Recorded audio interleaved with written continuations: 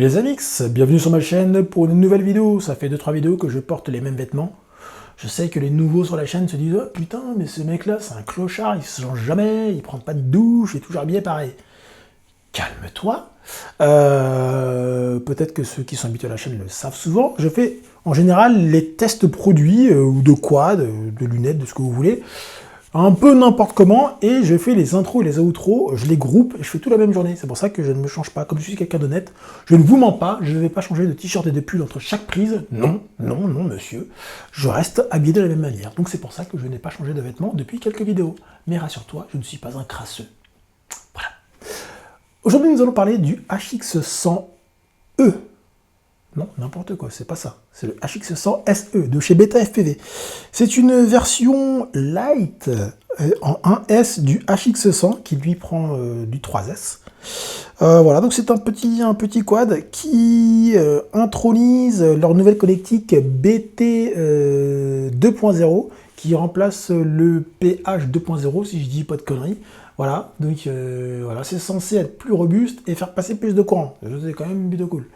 Donc écoutez, on va tester ça, on va le déballer, voir ce qu'il a dans son packaging sur l'atelier, ensuite on le testera en vol. C'est parti, mon kiki.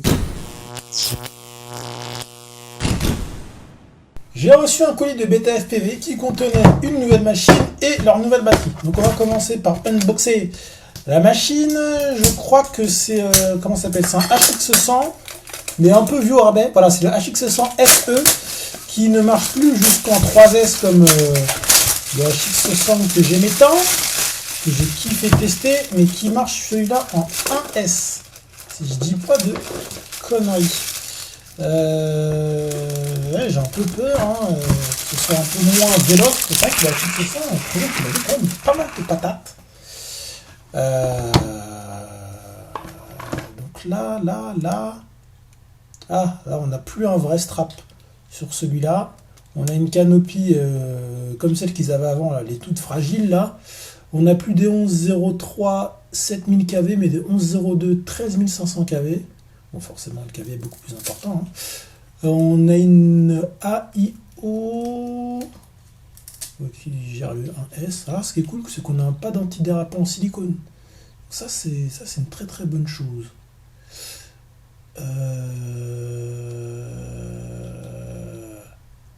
Alors, attendez, normalement c'est un FR Sky que j'ai. C'est un FR Sky que j'ai. Bon, ben je sais pas. Ah non, ça a l'air d'être intégré à l'AFC. Peut-être. En fait, j'en sais rien parce que je vois pas d'antenne. Je vois. C'est chelou ça, les gars là. Bon, on verra sur la notice. Ici, donc, on a 4 hélices qui sont des HQ.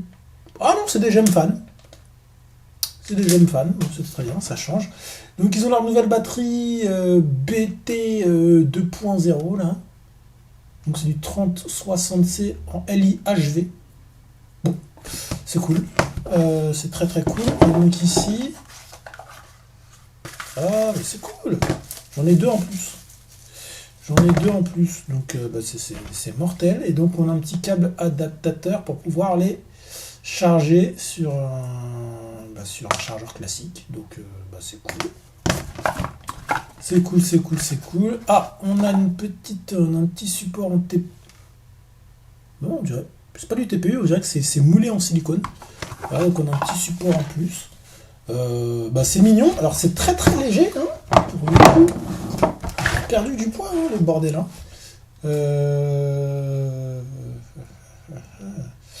Ah ouais. Je sais pas quel est l'avantage de ce truc là par rapport à du XT30. Je sais pas. Bah après, ça reste toujours mieux que, vous savez, là, les batteries 1S là, avec leur vieux branchement et JST chelou. Ça paraît quand même plus solide là. C'est une bonne chose. On est à 27 grammes 3, donc c'est que dalle. C'est cool. Hein, pas mal du tout. C'est très très léger. À mon avis, ça va bombarder.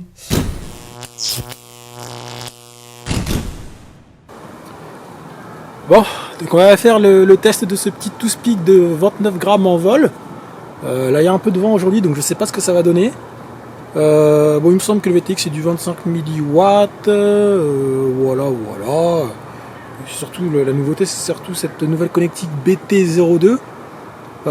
Franchement, je trouve ça pas mal, hein, ça a l'air d'être robuste. Apparemment, ça fait passer plus de courant. Bon, là, on n'est que sur des lipos 300 mAh, donc en 30C, 60C, je sais pas. S'ils consomment beaucoup, ils vont peut-être être légers. Il faudra peut-être plus avoir des 450, je pense. Mais bon, en même temps, il est léger, le quad, donc bon, à voir. Donc je l'ai bindé. Pour binder, quand on prend la version LBT avec le RX intégré à l'AFC, il suffit de rentrer dans le CAD et de mettre bind, BIND, underscore, le tiré du bas, RX. Il va se mettre en mode bind et vous bindez comme avec un récepteur normal. Voilà pour les petites précisions. Sinon pour le reste c'est tout, hein. Attendez. Voilà, on va brancher.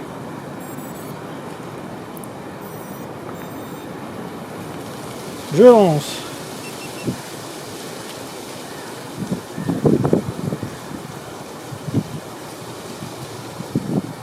La caméra. Ok, alors attendez, faut qu'il me fasse un petit research là, auto search. Parce que je sais pas du tout sur quelle fréquence il est.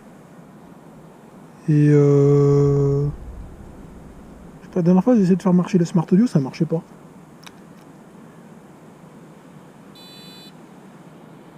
Et merde. Là ça va être compliqué là-dessus.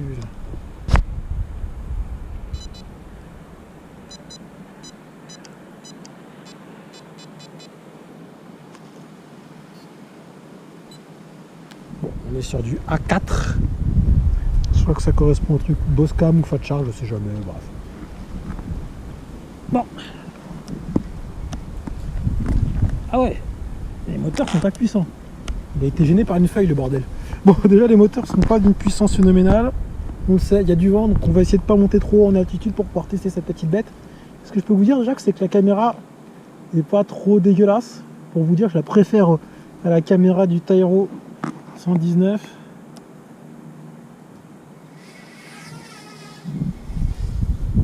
C'est silencieux.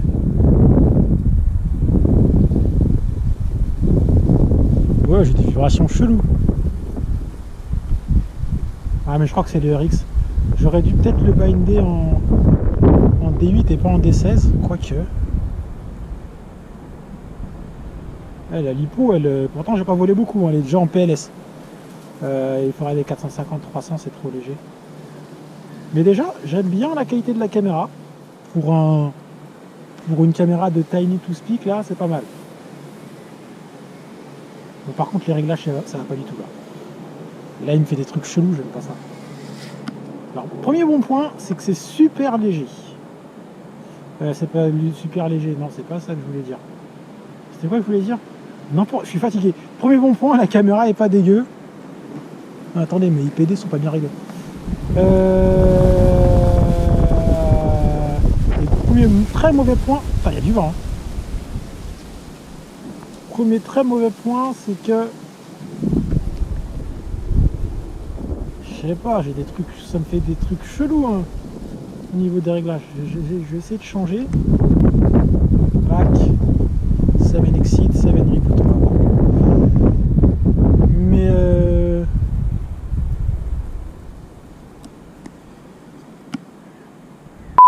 ok. Mais ouais, c'est bizarre. C'est bizarre.